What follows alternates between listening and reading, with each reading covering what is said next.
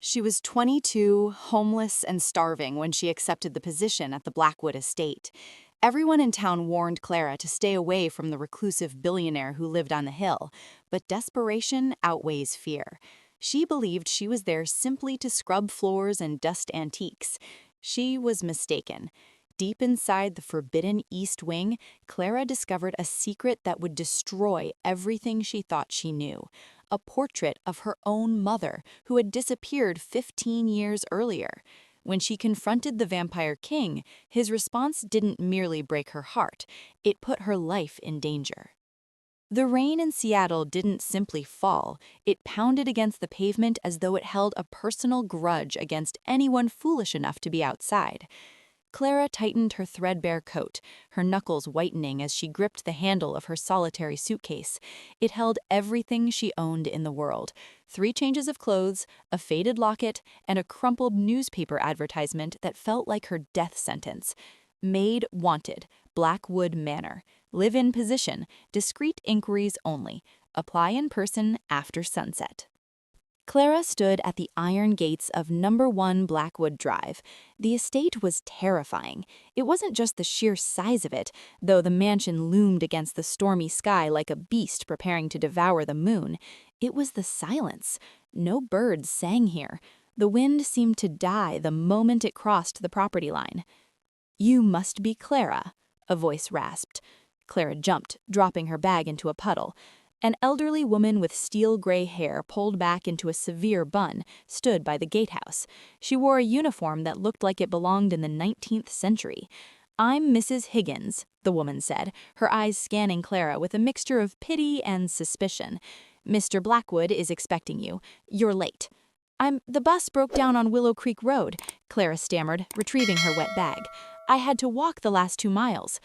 Mrs. Higgins didn't offer assistance. She simply pressed a button and the massive iron gates groaned open. "Follow me and keep your head down. Mr. Blackwood detests eye contact from the help." The walk up the driveway was long. The gravel crunched loudly under Clara's worn-out sneakers. As they approached the massive oak front doors, Clara felt a chill that had nothing to do with the rain. It was primal instinct, a voice in the back of her head screaming at her to run. But she couldn't run. Yesterday, her landlord, a greasy man named Mr. Henderson, had evicted her from her studio apartment for being 2 months behind on rent. She had $12 in her pocket. She had nowhere else to go. The interior of Blackwood Manor was breathtakingly cold. The floors were black marble, polished to a mirror shine. The chandeliers were crystal monstrosities that cast long, dancing shadows. "Wait here," Mrs. Higgins commanded, leaving Clara in the foyer. Clara stood shivering, dripping water on the pristine floor. She hugged herself, looking around. The walls were lined with tapestries depicting hunting scenes, but the animals looked wrong. Their eyes were too red, their teeth too sharp. "You are dripping on my marble." The voice was low, smooth, and vibrated through Clara's chest like a bass note. She spun around. Standing on the grand staircase was a man who looked as though he had been carved from moonlight and shadows. He was tall, wearing a charcoal suit that fit his broad shoulders perfectly. His hair was jet black, swept back, emphasizing the sharp angles of his jaw and cheekbones. But it was his eyes that froze Clara in place. They were the color of frozen violets, cold and impossibly ancient.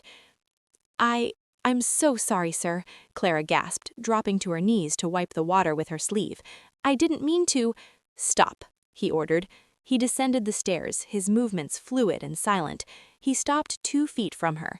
He didn't smell like cologne. He smelled like rain, cedar, and something metallic, like copper. He tilted his head, studying her. "You are the applicant, Clara Miller." "Yes, Mr. Blackwood," she whispered, keeping her eyes on his polished shoes, remembering Mrs. Higgins' warning. "Look at me." It wasn't a request. Clara slowly lifted her chin. When her brown eyes met his violet ones, she saw a flicker of something unreadable. Shock, recognition, pain. Damon Blackwood inhaled sharply. "You have the job," he said abruptly, turning his back on her. $2,000 a week, room and board included. Mrs. Higgins will show you to your quarters." Clara's jaw dropped. $2,000? "Sir, I don't have references. I haven't even—" I don't need references, Damon said, his voice hardening as he walked toward the library. I need obedience. Rule number 1, you clean the ground floor and the guest suites. Rule number 2, you are never to leave your room between sunrise and sunset. And rule number 3, you never, under any circumstances, enter the East Wing. He paused at the library door, looking back over his shoulder. The shadows seemed to cling to him. Break these rules, Clara, and I cannot guarantee your safety. Do you understand? Yes, sir. As the heavy door clicked shut behind him, Clara let out a breath she didn't know she'd been holding. She had the job. She was safe. Or so she thought. 2 weeks passed. Life at Blackwood Manor was bizarre at the least. Clara rarely saw Damon Blackwood. He was a creature of the night, emerging only when the sun dipped below the horizon. During the day, the mansion was tomb quiet. The heavy velvet curtains were always drawn, plunging the house into perpetual twilight. Clara worked hard. She scrubbed the marble, dusted the endless library, and polished the silver. The pay was real. She had already received her first envelope of cash, thick and heavy. For the first time in her life, she wasn't hungry. But curiosity was a dangerous thing. It started with the noises. At night, when Clara was supposed to be sleeping in her small but comfortable room near the kitchens, she heard pacing above her. Not just pacing, growling. Low, guttural sounds that vibrated through the floorboards. Sometimes she heard glass shattering. One Tuesday night, a storm knocked out the power grid for the entire county. The mansion plunged into absolute darkness. Clara woke up to a crash that sounded like a cannon firing inside the house. "Hello?" she called out, grabbing her flashlight. "Mrs. Higgins?" No answer. The housekeeper slept in the separate cottage by the gate. Clara was alone in the main house with him. Another crash, followed by a howl of agony. It was coming from the second floor, the East Wing. Rule number 3, never enter the East Wing. Clara knew she should lock her door and hide under the covers, but the sound wasn't just frightening, it was painful. Someone was hurt. "Mr. Blackwood?" Clara whispered, creeping into the hallway. The beam of her flashlight cut through the dust motes. She climbed the grand staircase, her heart hammering against her ribs like a trapped bird. The 2 double doors to the East Wing were usually locked, but tonight one stood slightly ajar. The lock was splintered, as if kicked in. Clara pushed the door open. The air in the East Wing was stale, smelling of dried flowers and old paper. The hallway was lined with portraits of people who looked like Damon's ancestors, perhaps. They all had that same predatory stillness, those same violet eyes. She reached the end of the hall. A set of double doors led into what looked like a private gallery. The moonlight from a skylight illuminated the room, rendering her flashlight unnecessary. The room was destroyed. Vases were smashed. A heavy oak table was split in 2. Damon was nowhere to be seen. Clara stepped over the debris, her eyes drawn to the far wall. It was covered with a massive velvet drape. One of the ropes holding the drape had been slashed, causing the fabric to slide halfway down. Clara froze. The flashlight slipped from her sweating palm and clattered to the floor. Revealed beneath the velvet was a life-sized oil painting. It depicted a woman sitting on a garden bench made of white stone. She was wearing a blue sundress, laughing, her head thrown back in pure joy. She held a single white rose in her hand. Clara knew that smile. She knew that dress. She still had a scrap of that blue fabric in her keepsake box. "Mom," Clara whispered, her voice trembling.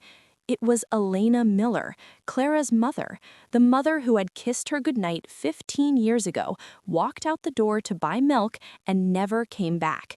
The police had declared it a cold case. Clara had spent her childhood in foster care, wondering why her mother abandoned her.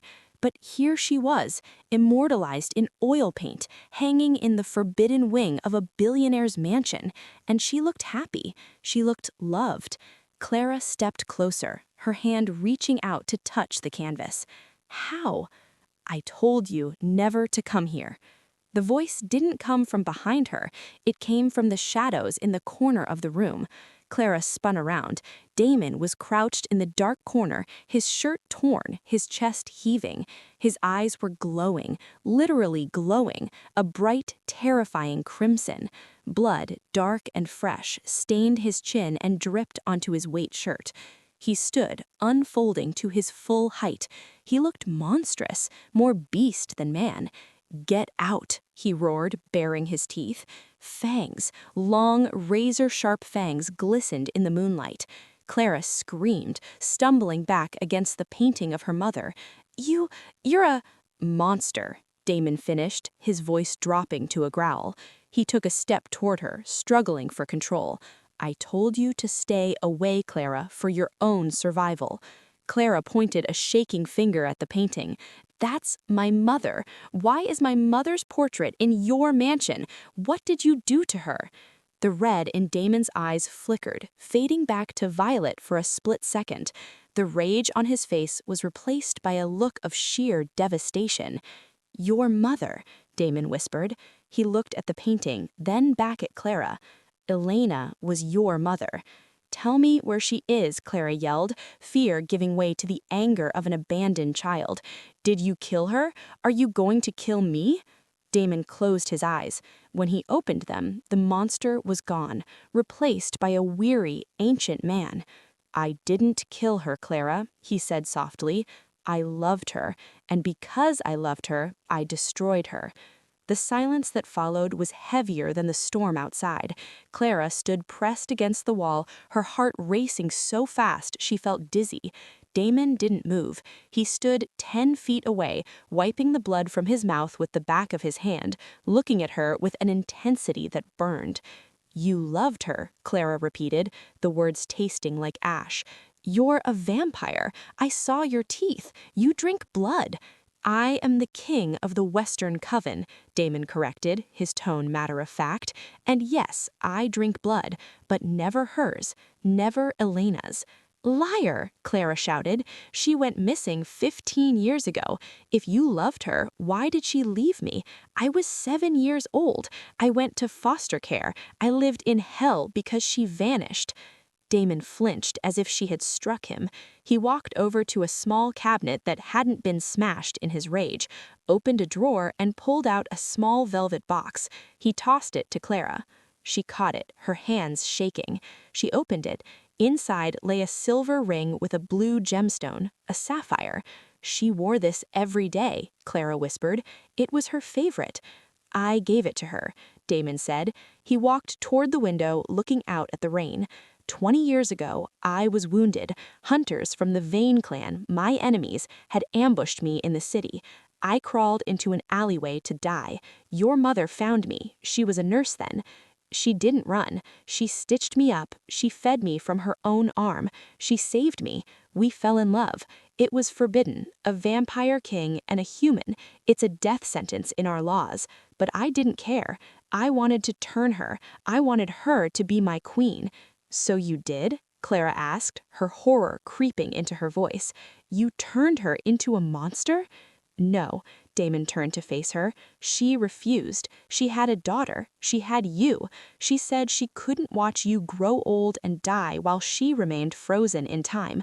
She chose you over immortality. She chose you over me."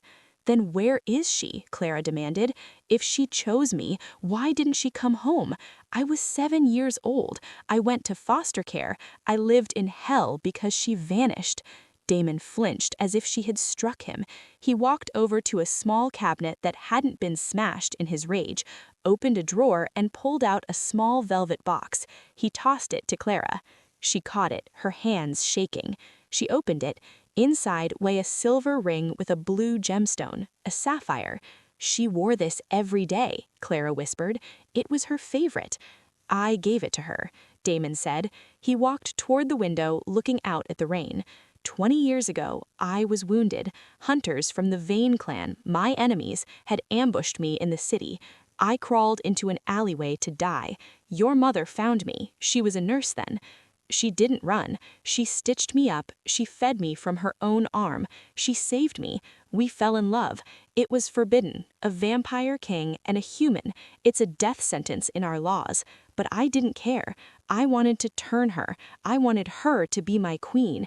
"So you did?" Clara asked, her horror creeping into her voice. "You turned her into a monster?" No, Damon turned to face her. She refused. She had a daughter. She had you. She said she couldn't watch you grow old and die while she remained frozen in time. She chose you over immortality. She chose you over me. Then where is she? Clara demanded. If she chose me, why didn't she come home? I was 7 years old. I went to foster care. I lived in hell because she vanished. Damon flinched as if she had struck him. He walked over to a small cabinet that hadn't been smashed in his rage, opened a drawer, and pulled out a small velvet box. He tossed it to Clara. She caught it, her hands shaking. She opened it. Inside lay a silver ring with a blue gemstone, a sapphire. She wore this every day, Clara whispered. It was her favorite. I gave it to her, Damon said. He walked toward the window, looking out at the rain. 20 years ago, I was wounded. Hunters from the Vane clan, my enemies, had ambushed me in the city. I crawled into an alleyway to die. Your mother found me. She was a nurse then. She didn't run. She stitched me up. She fed me from her own arm. She saved me. We fell in love. It was forbidden. A vampire king and a human. It's a death sentence in our laws. But I didn't care. I wanted to turn her. I wanted her to be my queen. So you did? Clara asked, her horror creeping into her voice. You turned her into a monster? No, Damon turned to face her. She refused. She had a daughter. She had you. She said she couldn't watch you grow old and die while she remained frozen in time. She chose you over immortality. She chose you over me. Then where is she? Clara demanded. If she chose me, why didn't she come home? I was 7 years old. I went to foster care. I lived in hell because she vanished. Damon flinched as if she had struck him. He walked over to a small cabinet that hadn't been smashed in his rage, opened a drawer, and pulled out a small velvet box. He tossed it to Clara. She caught it, her hands shaking. She opened it. Inside lay a silver ring with a blue gemstone, a sapphire. She wore this every day, Clara whispered. It was her favorite. I gave it to her, Damon said. He walked toward the window, looking out at the rain.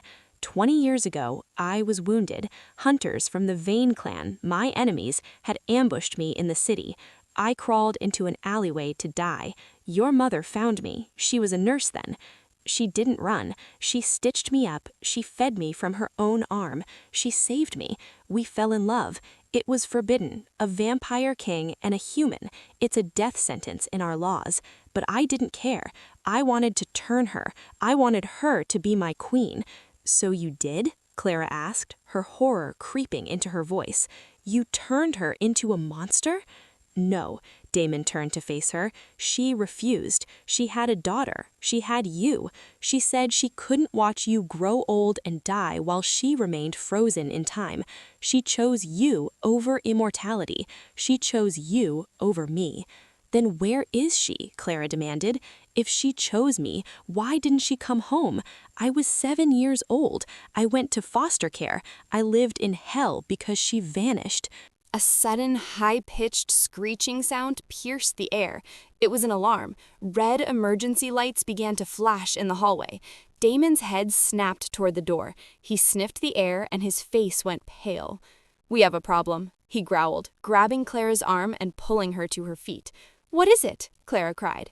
"They found you," Damon said, pulling her toward a secret panel in the wall. "The Vane clan. They smelled your blood the moment you cut your finger on that broken glass earlier. They know Elena's daughter is here." "What do we do?" Damon pushed her into the dark passage behind the wall. He leaned in, his face inches from hers. "You stay here. You stay quiet. I am going to kill them all." "Damon, wait!" Clara grabbed his lapel. "My blood, why does it matter so much to them? Just because of my mom?" Damon paused, looking at her with a strange mixture of fear and awe. "No, Clara, not just because of your mother." He hesitated, then dropped the bombshell. "Your father, he wasn't human. Elena never told you, did she?" Clara shook her head, mute with shock. You aren't just human, Clara. You are a halfling, a dhampir, and your blood is the only thing that can grant a vampire true invincibility. That is why Vane wants you. He doesn't want to kill you, he wants to drain you dry. The sound of the front doors shattering downstairs echoed through the house. "Stay," Damon commanded. He slammed the secret panel shut, plunging Clara into darkness. The darkness inside the secret passage was suffocating. Clara stood frozen, her back pressed against the cold stone, listening to the destruction of the world she had just begun to understand. Below, in the grand foyer, hell had opened up. Through the thin cracks in the paneling, Clara could hear the sickening wet thud of bodies hitting the marble floor. She heard snarls that sounded like wolves, but distorted, human enough to be terrifying. And above it all, she heard Damon. He wasn't screaming, he was laughing, a cold, mirthless laugh that sent shivers down her spine. "You are a halfling, a dhampir."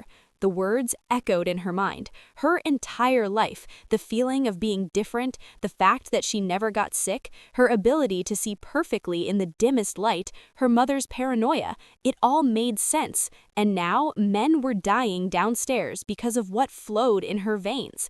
"Stay here," Damon had said, but staying meant doing nothing while the only person who knew where her mother was fought to the death. Clara felt along the rough brick wall of the tunnel. Her fingers brushed against something cold and metal mounted on the wall. A weapon.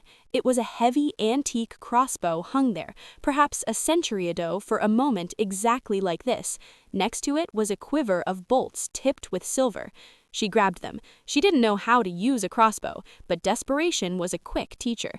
She found a latch mechanism further down the tunnel. With a deep breath, she kicked it. A hidden door swung open, spilling her out onto the mezzanine balcony overlooking the foyer. The scene below was a nightmare painted in red.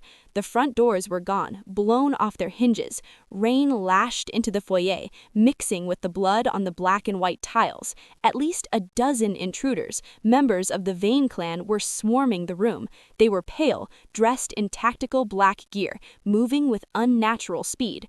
But Damon was faster. He was a blur of charcoal and shadow. He moved like smoke. One moment he was standing by the stairs, the next he was behind an attacker, his hand punching through the man's chest as if it were wet paper. The attacker crumbled into dust, instantaneously aging and decomposing. "Where is the girl, Blackwood?" one of the intruders shouted. He was huge, a brute with a shaved head and tattoos covering his neck. This was Marcus, Vane's right-hand executioner. "Give us the halfling, and Vane might let you keep your tongue." "You'll have to tear the house down brick by brick, Marcus," Damon snarled, ducking under a sword swing and snapping the attacker's neck with a casual flick of his wrist. "By then, I'll have ripped your heart out." But there were too many of them. 3 vampires lunged at Damon simultaneously. 2 grabbed his arms, pinning him back, while Marcus stepped forward, driving a jagged steel stake into Damon's shoulder. Damon roared in pain, his violet eyes flashing crimson. "No!" Clara screamed. She raised the heavy crossbow, resting it on the marble railing of the balcony. Her hands shook violently. She aimed, not at the men holding Damon, too risky, but at the massive chandelier hanging directly above the group. Click! The bolt flew. It missed the chain by an inch. Marcus looked up, his eyes widening. "There she is, the little abomination. Get her!" Marcus commanded. 2 vampires broke away from the group and leapt. They didn't run up the stairs. They literally jumped, clearing the 15 feet to the balcony in a single bound. Clara scrambled back, fumbling to reload, but it was too late. The first vampire landed in front of her, his face a mask of rotting flesh and hunger. "Sweet blood," he hissed, grabbing Clara by the throat and lifting her off the ground. Clara kicked, clawing at his hands. Her nails dug into his skin. And then something impossible happened. Where Clara scratched him, his skin sizzled. Smoke rose from his flesh, as if he had been touched by a branding iron. "Ah!" The vampire dropped her, looking at his hands in horror. "She burns! Her blood, it's acidic to us!" Clara hit the floor, gasping for air. She didn't understand, but she didn't question it.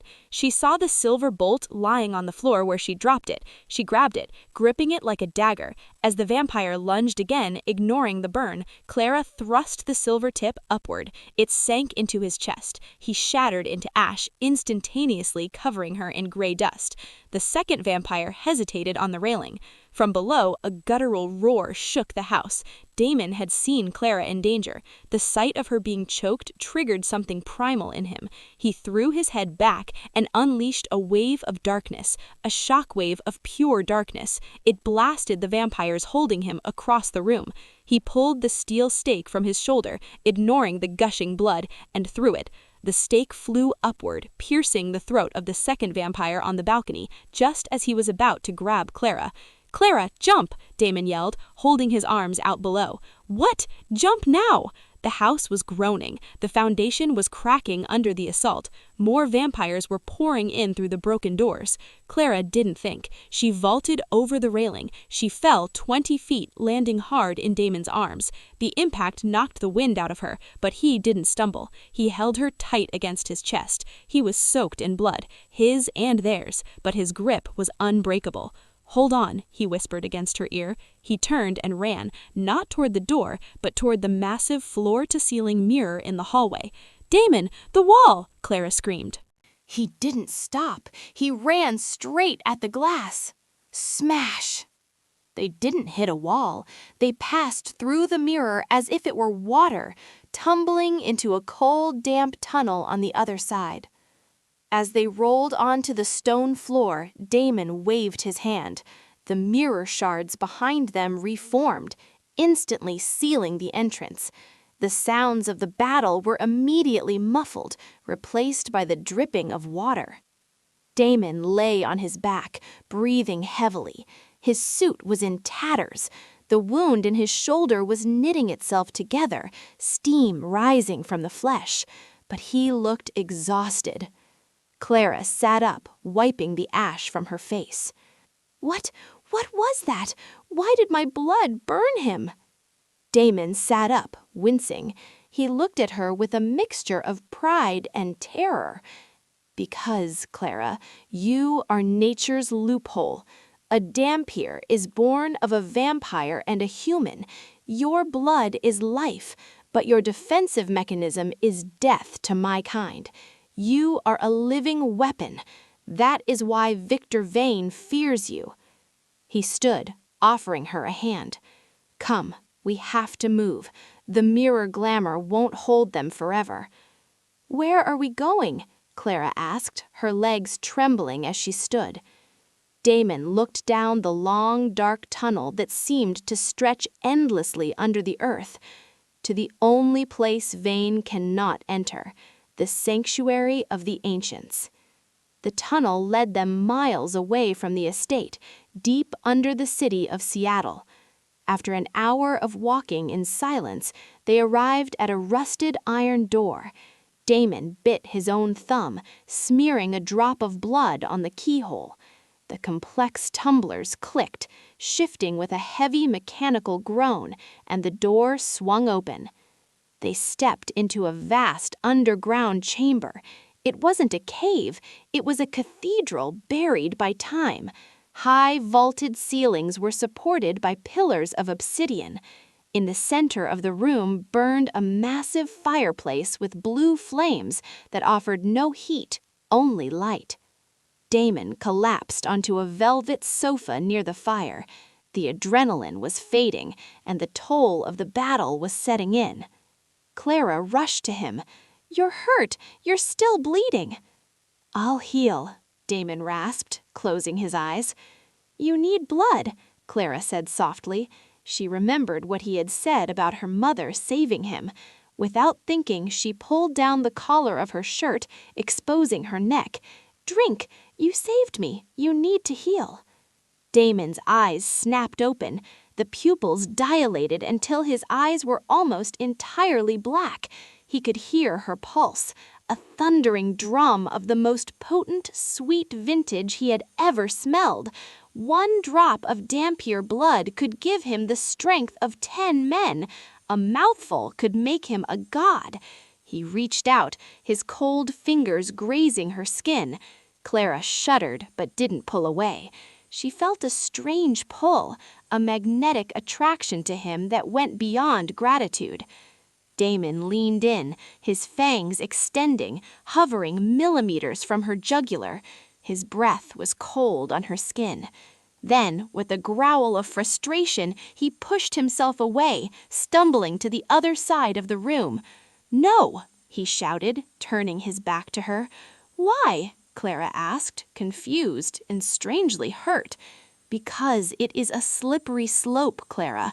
Damon gripped the mantelpiece of the fireplace, the stone cracking under his fingers. "Your blood is power, pure, unadulterated power. If I taste it, I might not be able to stop. I might drain you dry, and I would rather walk into the sun than harm Elena's daughter." He took a deep breath, composing himself.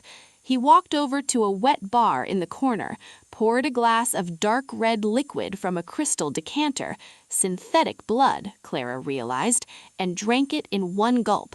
The color slowly returned to his face. "We need to talk," he said, turning back to her, "about your father." Clara sat on the sofa, pulling her knees to her chest. "You said he wasn't human." "He wasn't. His name was Alistair. He was a myth among our kind, a daywalker. He could walk in the sun. He had the strength of a vampire, but the soul of a man." "How did he meet my mom?"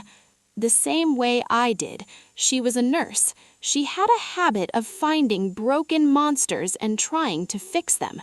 Damon smiled sadly. "Alistair and Elena were together for a year. Then he vanished, presumed dead. Elena was pregnant with you. She came to me for help when you were born because she knew what you were. She knew you would need protection from the clans." "So I'm half daywalker?" "Yes, and that is why you feel the change starting." Clara looked at her hands. "I feel restless, like my skin is too tight, and I can hear everything. I can hear the water dripping in the pipes. I can hear your heart beating. It's really slow." "Your powers are awakening because you were near the violence. The adrenaline triggered your latent genes. Soon you will be stronger than me, faster, and you will be able to walk in the daylight." "Good," Clara said, a hard look entering her eyes, "because I'm going to kill Victor Vane." Damon shook his head. "No, you are untrained. Vane is 300 years old. He has an army. You have an army too, don't you? You're the king." "My coven is scattered," Damon admitted. "Vane's coup tonight was well planned. He struck my lieutenants across the city simultaneously. I am alone, Clara." "Not alone," Clara said, standing up. She walked over to him. "You have me, and I have something else." She reached into her pocket and pulled out the locket, the one she had carried with her since childhood, the one her mother had given her. "When we were in the tunnel, this started to get hot. Look." She held the locket out. In the blue light of the fire, the silver filigree was glowing faintly. Damon took it, his eyes widening. He popped the latch. Inside was a small picture of Clara as a baby, but Damon ignored the picture. He dug his nunny finger under the lining of the photo and pried it up. Hidden behind the photo was a tiny translucent microchip. "Elena," Damon whispered, in awe in his voice. "What is it?" "It's the blueprints to Shadowhold, Vane's fortress. It's located on a private island in the Puget Sound." He pointed to a blinking red dot on the screen. "And this is a biometric signal." Clara leaned in. "Is that—" "It's her heartbeat," Damon said, his voice choking up. "It's faint, but it's there. She is in the lower dungeons, Sector 4. Clara grabbed Damon's arm. "We know where she is. We have the map. We have to go now." Damon looked at the screen, then at Clara. He saw the fire in her eyes, the same fire Elena had. but he also saw the young woman who had been scrubbing his floors just that morning. "It is a suicide mission, Clara. Just the two of us against a fortress." "Then we make it an assassination," Clara said coldly. "They want me. I'll be the bait. I'll surrender to Vane. I'll walk right into his fortress." "Absolutely not." Damon slammed his hand on the desk. "I promised to protect you." "And you promised to save her," Clara yelled back. "This is the only way. They want my blood. Fine, I'll bring it to them. And while Vane is distracted with his prize, you kill him." Damon stared at her. The plan was madness. It was reckless. It was exactly something he would have come up with. He reached out, cupping her face in his hands. The tension between them shifted from argumentative to electric. "If you do this," Damon whispered, "you will be walking into the lion's den. If I fail, if I am 1 second late—" "You won't be," Clara said, looking deep into his violet eyes, "because you love her, and because I trust you." Damon lowered his forehead to rest against hers. "I do love her," he murmured, "but I am realizing, Clara Miller, that I am willing to burn the world down for you, too." He pulled back, his face hardening into the mask of the Vampire King once more. "Very well, we do it your way, but before we go, you need to feed." Clara blinked. Feed on what? Damon walked to the armory and pulled out a sleek black katana and a heavy trench coat. He tossed the coat to her. "Not blood," he said. "Energy. We are going to the armory.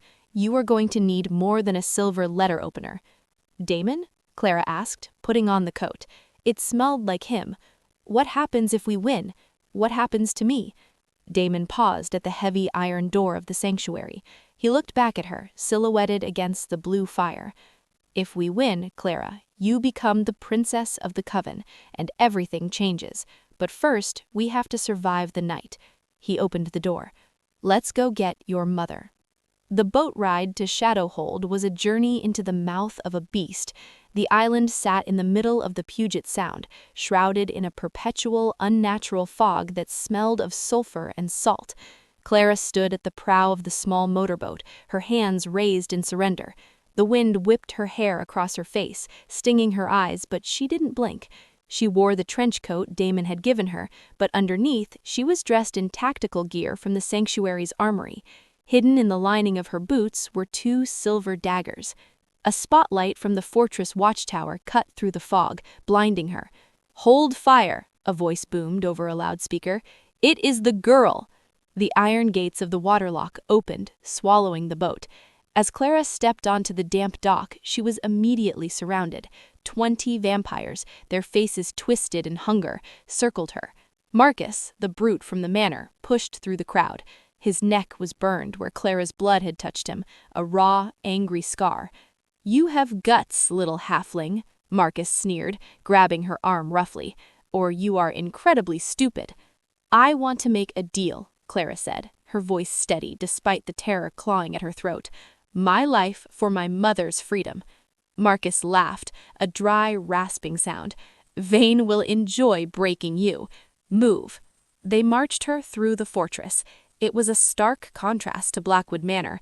Where Damon's home was elegant and gothic, Shadowhold was industrial and cold. Steel walls, fluorescent lights, and the hum of machinery. It wasn't a home, it was a factory. They brought her to the central chamber, a massive circular room that looked like an operating theater combined with a throne room. In the center sat a high-tech medical chair, and next to it, chained to a pillar, was a woman. "Mom!" Clara screamed, struggling against Marcus's grip. Elena looked up, her skin pale as paper, her blue dress tattered and stained. But when she saw Clara, her eyes widened in horror. "Clara, no!" Elena rasped, her voice weak from years of disuse. "Run! You shouldn't be here!" "Touching," a smooth voice echoed from the shadows. Victor Vane stepped into the light. He didn't look like a monster. He looked like a CEO, slicked back blonde hair, a tailored white suit, and a smile that didn't reach his cold, dead eyes.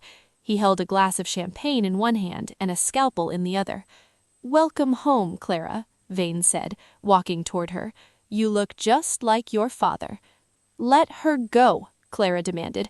I'm here. I surrendered. That was the deal. Vane chuckled, shaking his head. Oh, you sweet, naive child. You don't dictate terms to a god. I don't just want your blood, Clara. I want your essence. He gestured to the medical chair. You see, drinking your blood would give me temporary power. But I have spent 15 years studying your mother's genetic code. I have built a machine that will drain every drop of your blood and transfuse it directly into mine, filtering out the human impurities while keeping the Dampier potency. He stepped closer, invading her personal space. I won't just be invincible, Clara. I will be a daywalker. I will rule the sun and the moon. And you will be a dry husk. Vane nodded to Marcus. Strap her in. Marcus shoved Clara toward the chair. She fought, screaming, but he was too strong. He slammed her into the seat, buckling the heavy leather straps across her wrists and ankles. Damon isn't coming to save you, Vane taunted, leaning over her as he prepared an IV line. My sensors show no other life forms approaching the island. He abandoned you, just like he abandoned your mother. He didn't abandon her, Clara spat. He's been looking for her every night for 15 years. And yet, Vane whispered, bringing the needle to her arm, here you are, alone. Suddenly, the lights in the fortress flickered. The hum of the machinery died. The electronic locks on the doors clicked and disengaged. Vane paused, the needle hovering inches from Clara's skin. Sir, a guard shouted from the catwalk above. The generator, it just stopped. Emergency power, Vane barked. Red emergency lights flooded the room, and in the crimson gloom, they saw him.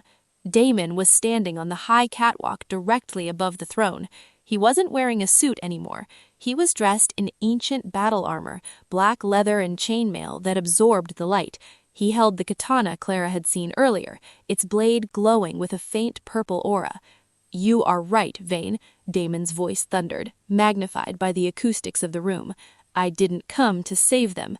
He vaulted over the railing, falling 50 feet. He landed in a crouch in the center of the room, the impact cracking the concrete floor. Damon stood up, his eyes burning with violet fire. I came to end you. The silence that followed Damon's declaration was shattered by a collective roar. 50 vampires, the elite guard of the Vane clan, surged forward, like a black tide crashing against a lone cliff. Kill him! Vane shrieked, backing away toward the control panel of the transfusion machine. Tear him apart! Damon didn't flinch. He dropped into a low combat stance, his ancient katana held out to the side. The blade hummed, glowing with a faint, lethal purple aura, a sign of a weapon forged in the blood magic of the old world. The first wave hit him. It was a blur of violence, too fast for human eyes to follow. But Clara, with her dormant genes awakening, saw every frame. Damon was a whirlwind of death. He ducked under a serrated blade, his own sword flashing upward in a clean arc that severed a head. He spun, his heavy combat boots crunching into the chest of another attacker, sending the vampire flying across the room to smash against the steel bulkheads with a bone-shattering crunch. But there were too many of them.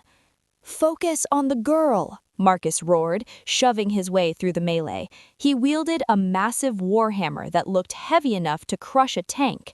Drain her while he's distracted.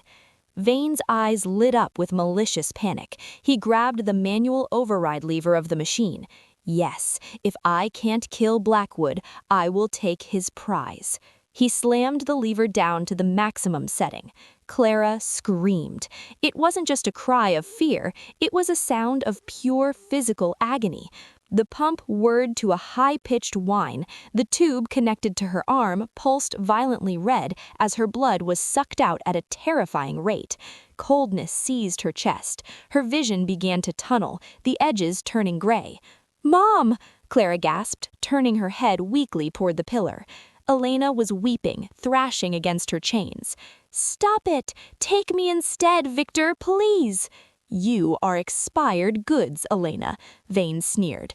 He grabbed the glass canister as it filled with the glowing, vibrant red liquid, Dampier blood. It was brighter than human blood, shimmering with an internal energy that looked like liquid sunlight. Damon heard Clara's scream.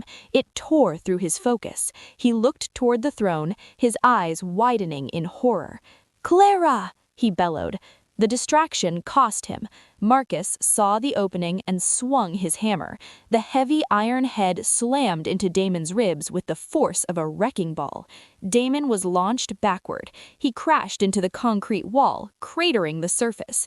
He fell to his knees, coughing up dark blood. His healing factor was working overtime, but the blow had shattered his ribs. "Stay down, Your Majesty," Marcus mocked, looming over him. "Or watch the girl die. Your choice."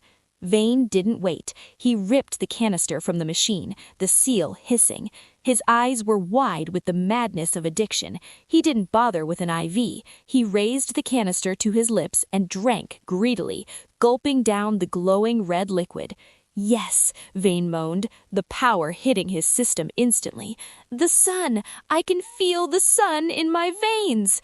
His skin began to flush, his muscles bulged, tearing the seams of his expensive white suit.